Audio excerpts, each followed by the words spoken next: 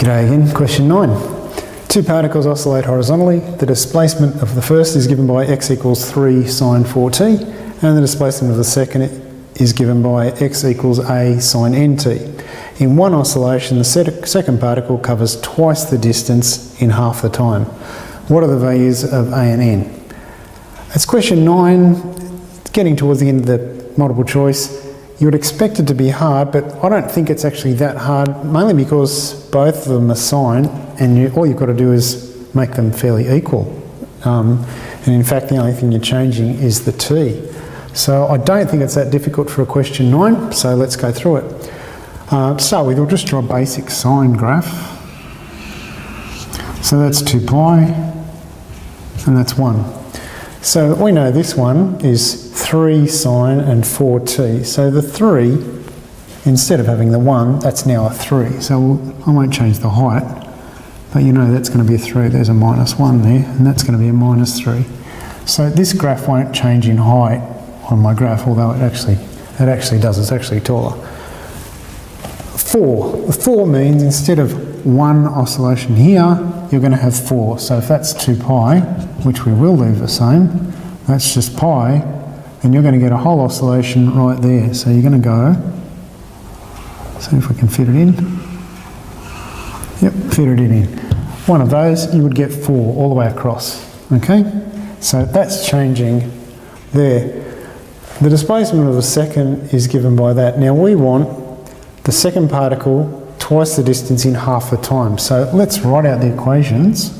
So you've got 3 sine 4t, that's x, let's call it x1, and x2, and that's a sine nt. So this is covering, let's make up a time. So t equals 1, okay? So the time is 1.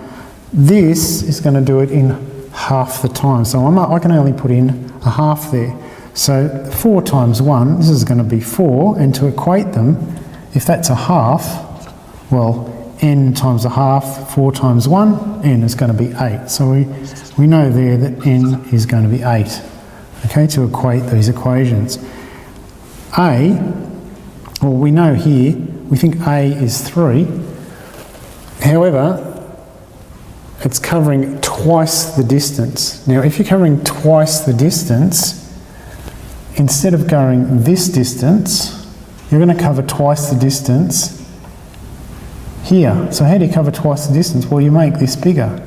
So instead of going from 3 to 3, you go from 6 to 6, and then you cover twice the distance. So this thing here will change to being 6's, minus 6 and 6, and now you have it covering twice the distance, which is what we want. So this number here is going to be 6. A is 8, A is 6, N is 8, and your answer is D. G'day again, question 10. The graph of the function y equals cos 2t plus pi on 3 is shown below, and they give you this graph. What are the coordinates of the point P? If you look at this graph, it's basically a cos curve that's been pushed across. But this point is on the line. There's only one way to get that. Now you know it's going up, so let's draw a basic cos curve to start with. That's 2 pi, that's 0, that's 1, minus 1. There's only 2 ways to get that when you're on the positive side of it, and that's there, which is at pi on 2, and there, which is at 3 pi on 2, okay? They're the only 2 ways you can get it to pass through that thing.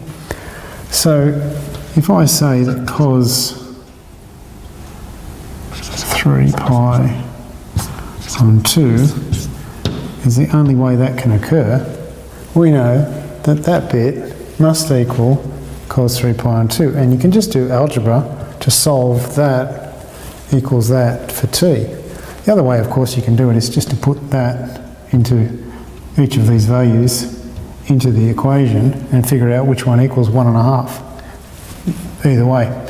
So let's do the algebra to start with, and you'll go 3 pi on 2 equals 2t minus pi on 3, add pi on 3 to both sides, which is a third.